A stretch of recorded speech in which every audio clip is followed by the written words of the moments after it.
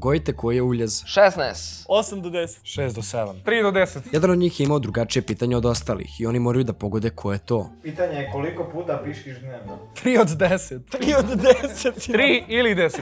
Napisao si 3 od 10. Ne, ovo znači 3 ili 10. Nema između. Ha.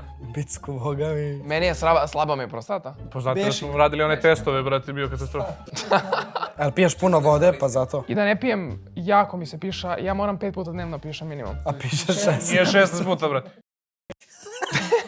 Ja sam stavio 3 ili 10, u zavisnosti da li pijem pivo taj dan. Ne, ti si ocenio svoje pišanje sa 3 od 10. Ne, brate. Brate, to nije Jel te između. peče, brate? Šta se dešava? Ne, bre, ja znam ono, brate. To je 3 od 10. Šta je, u matematici ima...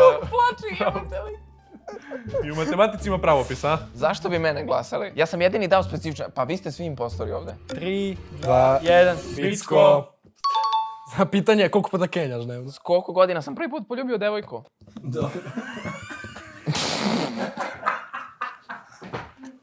Usta se pretpostavlja, jel tako? Obraz je mnogo ranije. Gledaj ga šveker. Obraz je mnogo ranije.